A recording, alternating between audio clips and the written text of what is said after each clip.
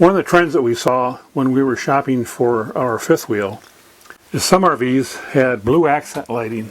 They had these little lights like what you see here that are combination blue and white light, as well as in the stepwell perhaps, and also in the bathroom. And the advantage of having that, at nighttime, the blue light is a low intensity, so you don't get that harsh glowing white light if you have to get up at nighttime for any reason.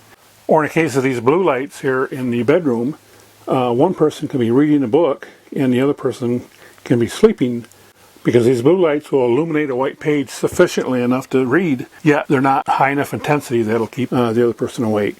Unfortunately, our RV did not come with these lights, so in this project I'm going to put blue lights in over the head, as you see here, as well as in the bathroom and in the stepwell.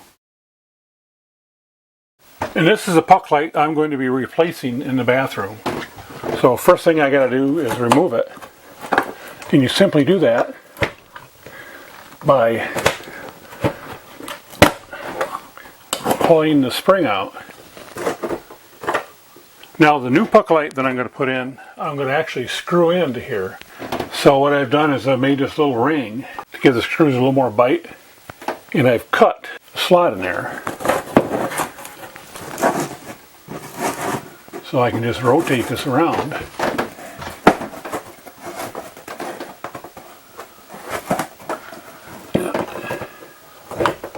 I get the wires in there. I get the insulation out of there too. Okay, so that just fits in there like that. And what I'm going to do is I'm going to put some Gorilla Glue in there. The Gorilla Glue is actually a two-part glue. One part is the glue and the other part is actually water. And it will eventually cure on its own with moisture. What I like to do is just take a damp rag and go around one of the surfaces and just kind of wet it out a little bit. And that just helps speed up the curing process. And it doesn't have to be much, just a little bit. Now the other thing is with this Gorilla Glue is just use a small amount. Most people use way too much, and what happens is this stuff will foam, and it'll foam all the way out. So we just want to run a little dab. And before I finish, I'm just going to use a couple little clamps to help clamp it until it dries.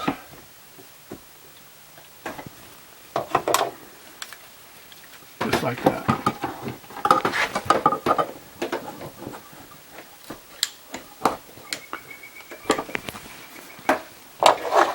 So we'll come back in a couple hours, hour or two, see how it's doing.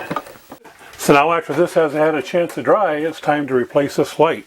Now the puck light I'm going to install is this one. So this is actually a combination night light and white light, with the night light being blue. I could not find it anywhere, so I actually modified it. I bought a standard white light, and then I added here 4 blue LEDs. And I'm going to have a link below here showing you actually how I did this. So the modification I made to this I did in a different video. So now simply I have to disconnect these wires and then connect wires to the light, and that's what I'm going to do now. And I actually prefer to use these barrel type splice terminals because I think they do a better job.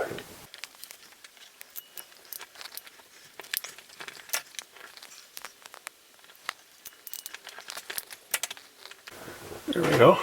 And then of course the next step is just to feed these wires back up inside here. I think I'll actually put the switch sort of on the back side.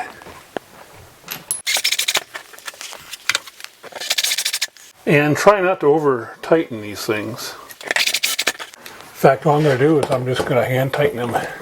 Now it's just a matter of re-threading the lens on and turning the light switch on. And we've got the blue night light there. And now we got the white light. So that comes out pretty nice. The next step in the stepwell is to replace this white light, and we can turn the light on and you can see that it's white light. Now this should be fairly easy to do. you can remove this bezel just like that, and then you just remove some screws.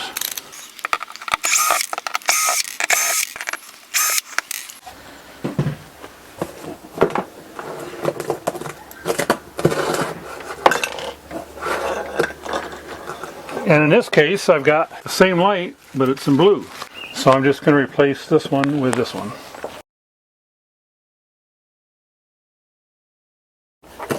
And then we just have to shove the light back in.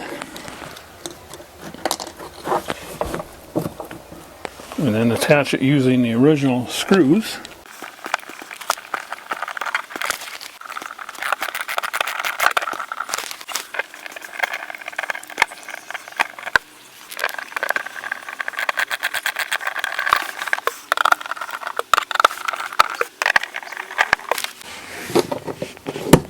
Okay, we'll test this one.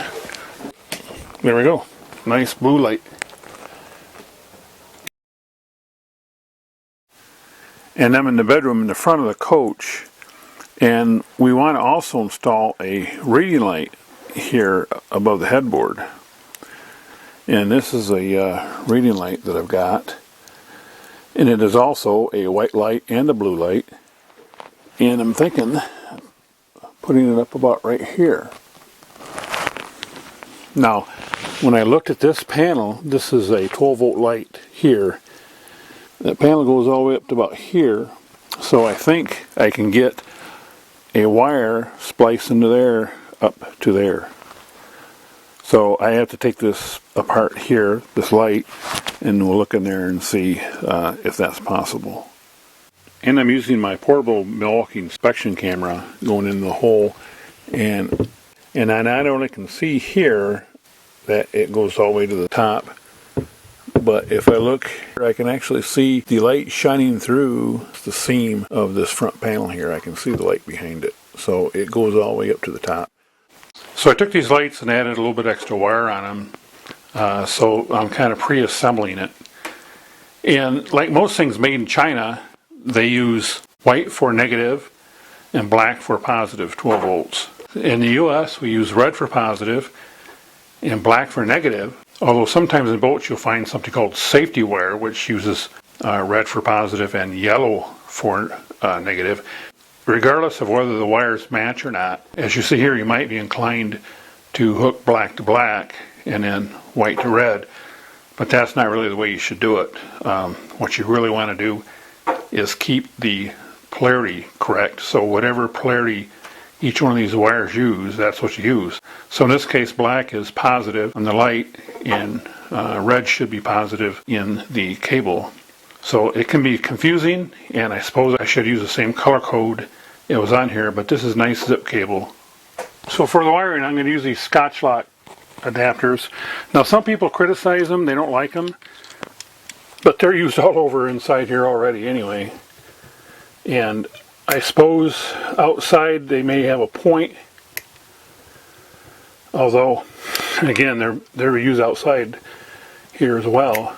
So this should be hot all the time. So there we go, we got blue and white. So and you can do it from blue. If you hold it, then it'll come white.